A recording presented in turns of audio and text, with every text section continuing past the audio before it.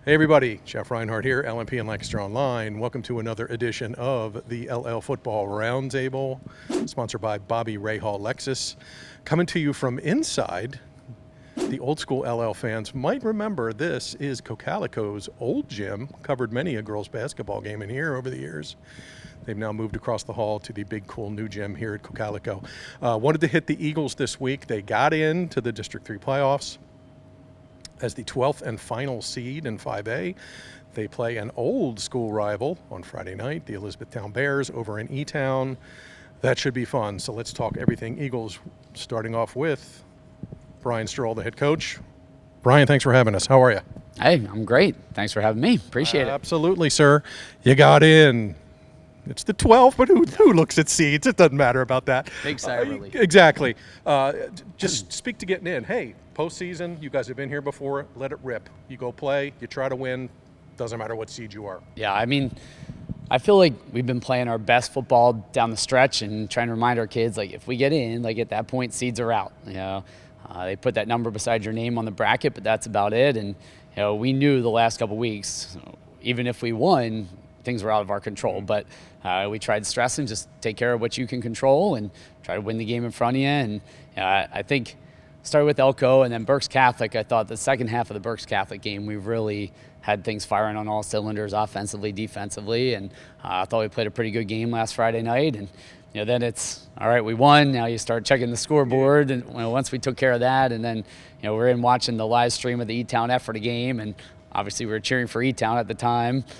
Being an effort of grad, that's a little hard at times too, but it's either them or us getting in. Now we went from rooting for E-Town to now playing E-Town. So that's funny how things work out. Will the atmosphere bother you at all? Will, playing on that big stage bother the team? And what will you share with some of the younger guys about playing in a big game on a Friday night? I think for the seniors, we pretty much were all here for that run to the Hershey. I think we'll be okay, but for the younger guys, we'll probably have talk to them, just tell them not to worry, don't get any their jitters up. Especially for our quarterbacks, like Josh, we'll probably have to talk with him personally, just say, hey, it's gonna be okay. We're here. If you need anything, we got you. But yeah, I think we're gonna be all right. Contrasting styles here. You're going to run the ball 70 times, and they're going to throw it 35 times. Safe to say, pass D will be discussed and practiced a lot this week. I feel like it's going to be the major vocal point, and we talked about it in our D-back film today, and just watching them and seeing all those wide receivers, they throw the ball pretty much almost every play, and having their running back out with a torn ACL, they're going to be relying even more on that pass game. So really locking down on that is going to be something that we need to really get on. Definitely be two different styles. I remember when we played them last year thinking these guys are really good, and knowing they had a lot coming back, I figured they were going to be very, very good this year and challenge for the Section 3 title. So I'm not surprised at all to see them 8-2 and the 5 seed in the 5A playoffs. Hopefully that turns out well for us Friday. Thanks to the folks at Cocalico and Jeffrey and Tyler for that report. Cocalico, one of the many teams in our league that are still playing as the regular season ends and the postseason begins. That's our focus today in the LL Football Roundtable, brought to you by Bobby Rahal Lexus. I am Mike Gross. I'm your host. I'm your humble host. Seated to my left, John Walk.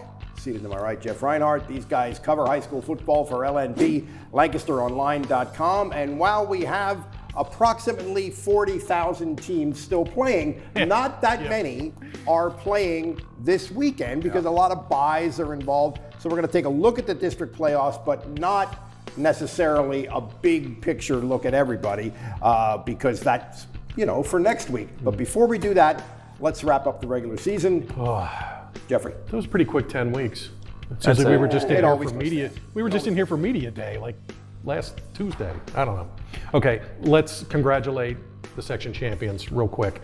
Hempfield takes care of Reading. Knights, first outright Section 1 title since 1994. Wow. Where were you in 94 there? 7 years old. Young guy. Wow. That was my second year here. Second year here, 94. Hempfield wins it, outright Section 1. Section 2, Exeter. You might have seen one of the games of the year. Goal line stand against the Barons. Yeah, right. Pushed them back, got a pick. Exeter wins 10-0. They beat Central. Exeter, New kids on the block, win Section 2. Section 3, Solanco, 10-0 season for the Mules. Wow. First outright title in Solanco since 1990. It's been a while in Coreyville. John was 4 years old. John, Or 3 or whatever. why you missing? Wins Section 4, 10-0. They're great. And I actually saw this game on Saturday. They beat LS 21-0, but it was not that close. LS had 73 yards. Yeah, the YO's defense, which Bob Wolfram said he was worried about earlier in the year. Yes. And made some changes, shifted some personnel around in that group, and now they're dominant again. 73 yards against LS. That's pretty great. impressive. First time LS, stat of the week, first time LS was shut out in a regular season game since 2008. Wow, 14 years since they got shut out. We're shut out in districts. The word "since" is getting a workout in this It edition of the is. Football They were Roundtable. shut out in districts last year by McDevitt, but regular season 2008. Lancaster Catholic Section 5, I was at this game. Wow. Catholic 44, Schuylkill Valley 41. Cunningham rushed for 302 and 5 touchdowns. Dominic Jaffray for Schuylkill Valley rushed for 100, caught 100, scored 6 touchdowns. Bam. Unbelievable game. Gavin Trigeo kicked the game-winning field goal, 23-yarder with under a minute to go. Catholic wins it. They go 10-0. They wrap up the Section 5 title. So 3 undefeated teams. Exeter, Solanco, 4 undefeated. Exeter, Solanco, YO, Catholic. They're the only 4 undefeated teams in all of District 3. Wow. They're all section champs, and they all call the LL home. Boom. Boom. John, before we get into the districts, let's quickly, you may have covered the regular season game of the year.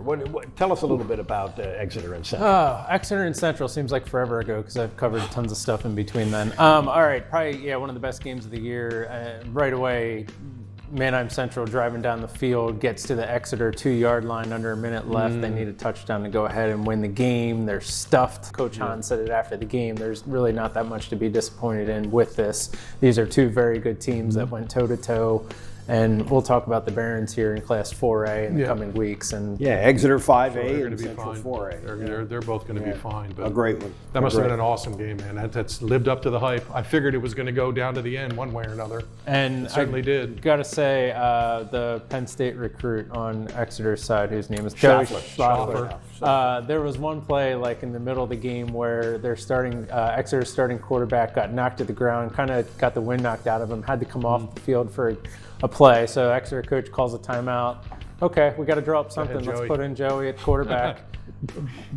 He takes a direct snap, goes to the left side, boom, down the sidelines. Wait, makes a cutback, goes 30 yards to the other side and scores a touchdown. Wow. It's like, all right, he's that good. Han told me last week he was the X factor. Right. So that's the kid that we have And it's to not like they curtail. just drew that up in the ground. They've been doing Sure. that occasionally all year. Yeah, oh yeah.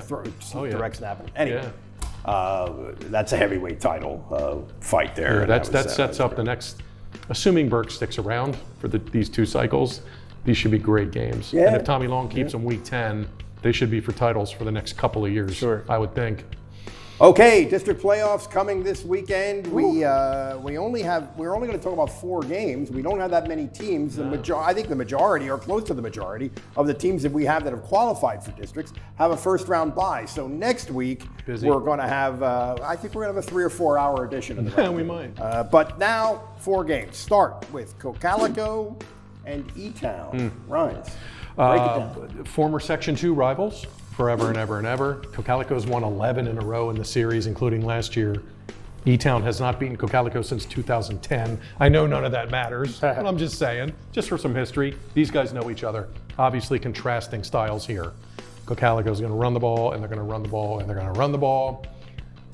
3-game winning streak. Sam Steffi, their really good fullback, has almost 500 rushing yards and 8 touchdowns in the last 3 weeks. So Have they found a little traction? They have not, I don't think they've had a great year by their standards. No. But they found some traction lately. Who were the 3 wins against? I'm sorry to put you on the spot, Big Guy. the last 3 weeks, I think they beat Elko, they beat Conrad Weiser, and they beat Berks Catholic. Those are pretty good wins. Those are all good wins. Yeah. Any Section 4 wins are good wins.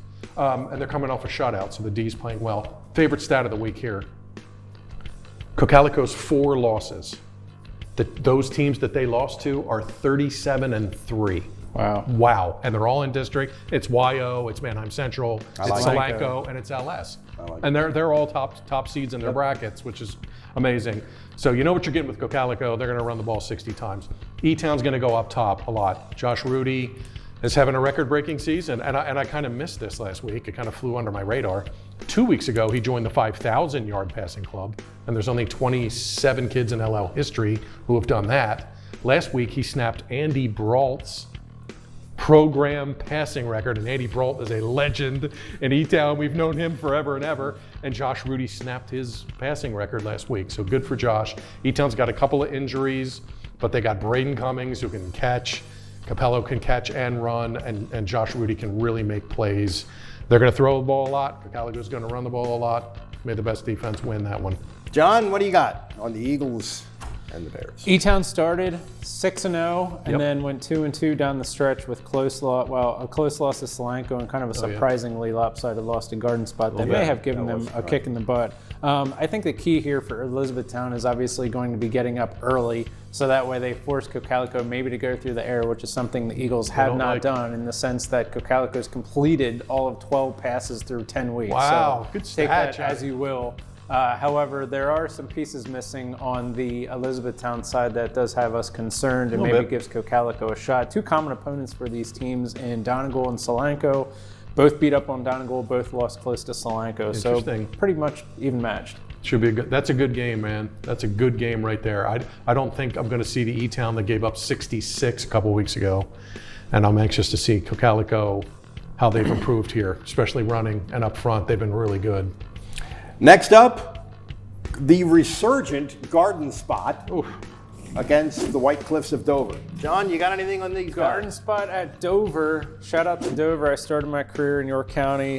Dover Eagles have been a team that were up, that were down, that were up, that were down, and Garden Spot's very much the same way. I point out in the sense that Dover last year was 1-9. Yeah. They are now 8-2. A big part of that is because they went from Division I to Division II in the York Adams League, so kind of playing similar equal teams. Garden Spot, as we know, down year just a couple years ago, and Coach Matt Zamperini has built them. So all it is to say, if there's losing programs right now, give them a couple years and maybe some bodies and some time to get in the weight room, and they can turn it around. So two teams on kind of a similar trajectory, all that is to say. A couple names for Dover that you're going to have to keep an eye on. Quarterback Eric Campbell, 2,000 yards passing. That's good. 18 touchdowns to 10 picks. Senior running back Gavin Mullins, 1,000 yards rushing and 11 touchdowns. Top wideout Thomas Smizer, close to 1,000 yards receiving and 8 touchdowns. So their offense is well balanced. Garden Spot comes into this probably with the best dual threat quarterback in the entire Lancaster Lebanon League. Kai Harding, 1,700 passing yards, 1,000 rush yards, combined 31 total touchdowns. So I think it's going to be a pretty equal game and should be a fun one. Kai Harding, 11th player in LL League history, 11th. 1,000 pass, 1,000 rush in the same season. 11 kids have done that. That's it. Like 3 or 4 of them are from Manheim Central because they always have that veer stuff going on, but good for Harding. Love this matchup. A lot of offense, like you said. Oh my goodness, there could be some points in this game. I really like Garden Spot's defense. Those kids, the Gruber, Hurst, Whitmer, Weaver. I love how they play D. Their defensive stats are crazy with the quarterback hurries, tackles for losses, sacks. I think Garden Spot can really get in the backfield here and cause some trouble. I don't think Dover's seen a defense like this, but it looks like Dover can get it up and down and score a little bit. Garden Spot, if you're leaving, make sure to leave early on Friday. Not only are you coming from New Holland, Dover's like on the other side of York County, it feels like, and you sit in a lot of red lights getting to that high school. Yikes. So I've been to Dover in a long I do not miss time. driving there. A practical note. Thank you, John. Thank you for that. Thank you for the traffic update. update. A fan's guide to the district playoffs. That's what we try to I love provide. the inside stuff. At the Perfect. Football Roundtable. All right, next up, Donegal, sub 500. Yeah, in. Still dancing Still dancing. against.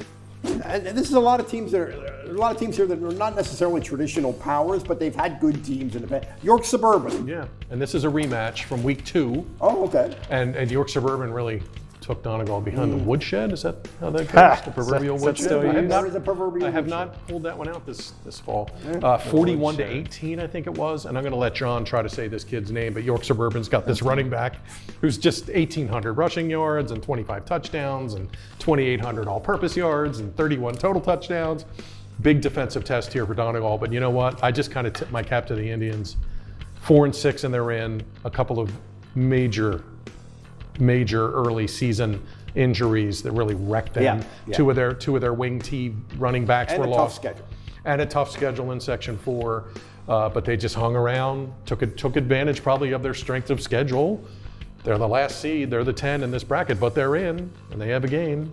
So anything can kind of happen here, but tell us about this kid from Suburban. Well, I had my Donegal York Suburban notes somewhere, but the page must have been lost. It seems to happen to me every week. But it's okay because I can rattle off a little bit off the top of my head. I'll let you say his name. But the York Suburban running back, over 2,000 rushing yards. I do know he has an offer from St. Francis, another one from Seton Hill. Yeah. He's pretty much been their entire team. Not only does he run the ball, I think he has like 3,700 all-purpose yards because some he big also number. catches passes and he returns kicks. I think he has like 600 return yards, something like Wow. that. So he does it all for York Suburban. Pennsylvania? Mike Something like Pennsylvania? that, Yeah, there's Yep. a V in there. I think he owns the school. You've got a friend in Pennsylvania? yeah, something like that. I think he owns the school record in like touchdowns and all-purpose yards, Already. something like that. Yeah, they've what a turnaround year for them. I love the 1-9 to the 8-2. Yeah, that's impressive. I like teams like that. And part of it is, as John mentioned, you know, part of it is schedule and all that, but still. Donegal bring the noise defensively. They're going to have to really do. They already scored 41 against them 8 weeks ago. Our last game that we're going to talk about is a Class AA game, which means that it is a semi-final. Yeah. Because there's only 4 teams that make it in that class, and the number 1 seed is the Dutchmen Dutchies. of Anvil Clayona. Here they are. Go ahead, John. I saw the Dutchmen 2 weeks ago. I think it was week 9, where they went to Schuylkill Valley and they took it to them. 42-10 was the final. Anvil Clayona comes out on top, and Coach Matt Gingrich tells me afterward they kind of did some, I don't know, not trickeration, but a lot of preparation in the sense where they knew Schuylkill Valley was going to run the ball when they ran the ball. All that is to say, this is not a running team that they're facing in Camp Hill. This is a team that can throw the ball, and they have multiple options. So, okay, you know they're going to throw, but how do you know where the ball is going to go? They're tipping their pitches. That's a Drew- theme right now. That is a theme right now. Sophomore in America. quarterback for Camp Hill, quarterback Drew Brandstetter, 2,000 pass yards, 60% thrower, 19 touchdowns, 5 picks. 5 different players have caught touchdowns for Camp Hill. So you got a lot to defend, which is to say, and I feel comfortable saying this because I've said it to Matt before, in terms of you're a small school, kind of country boys. Do you have the speed on the outside to match up with these wideouts? Then again, Camp Hill has 5 losses. So Anvil's giving up 100 pass yards per game. Maybe that's all they focus on this week, and they come in prepared for it. Let's get the Phoenix music number out of the way first. 1,902 rushing yards for our guy. 98 yards for a 2,000-yard season. Pretty sure he can get 98 on Friday. I wonder how many, you don't know that, do you? How many there have been in the league history? Yeah, 2,000? I have it somewhere. It's a pretty good. It's a pretty good list. Yeah, several kids. I have was done really it. putting you on the spot there. No, I was Sorry. waiting for somebody to get it before I start digging it. And music, quite frankly, I'm pretty sure he's got 98 yards in him. I'm pretty sure he'll get Let it. me ask you this trivia question. Last time Anvil and Camp Hill matched up was when? I didn't It look. was recent, I didn't look. 2017. Oh, for real? Final In- score in guesses? districts? In Yeah. districts? No, just Oh, over Oh, regular. a regular non-league game. Yeah. I don't remember. Oh, wow. All right, we stumped Jeff. You stumped me. Sorry. Sorry. Anvil won 39-20. That was 5 years ago. So a whole new batch of kids and We stumped whole Jeff, spiel. but he pulled out the proverbial woodshed. So that those two things kind of cancel each other. How about Anvil? They only have 1 win in districts, and now if they win this one, they're going to the finals. That other game is Trinity and DeLone Catholic. Yeah, and I think the Anvil coaches are concerned with Trinity. Trinity a little bit. They have good quality losses. I mean, I think they're 6-4. Yeah. You're a big quality loss guy. I'm a big quality loss guy. Well, Anvil has a we quality break it loss down to an that way. undefeated Catholic, 14-13. And they almost lost beat that them. one. They were a 2-point conversion away from winning that game and having being 8-2. Anvil's kind of flown under the radar a smidge. And like 3 weeks ago, I'm like, just all right, let's check the district rankings. Why not? And Anvil's number 1, and I'm like, what? Yeah, no. They Good almost for beat- them. Here they almost are. beat Catholic. Yeah. And I was at the Elko game where they were up like 3 scores and let And them back shoulda in. won. They lost. Shoulda, coulda won. So that was early in the year. They've since corrected. And I thought that win might get Elko in districts, but they were the bubble. In Speaking of, that class, Anvil has a chance. They have a puncher's chance to play for a while. Play for they a- have to win their non-league games because the Section 4 games are Yeah. really tough. I think the bummer bubble team of the year, sadly, is going to be Ephrata. like for the third year in a row or something, they missed out by like 0.008 percentage Still, what, points 1987 to get it in 1987. We were there a couple weeks ago. Tyler and I were not trying to jinx them, I promise. Beat Muhlenberg, but they 35-30 against E-Town in week 10. And I think Ephrata had 2 touchdowns called back in that game. So that probably stung. Yeah. A great career, Andre Weidman. We're going to miss him around here. But yeah, Ephrata just missed again. And Penn Manor was the last team out. 6A, sorry, John. Sorry, Gotta win John will bounce Gotta back. win the crucial games. I'm confident that John you're Wilson right. Township Penfield. You had to win one of those. There you Good have stuff. There you go. But like Okay, next week we really get into it. Nutty. A lot of teams that will be making their postseason debut for this fall, and we'll break down all of that stuff as we broke down all of this stuff. That's it for another edition of the LL Football Roundtable. For Bobby Rahal Lexus, my name is Mike Gross with John Wall, Jeff Reinhardt. We will see you later.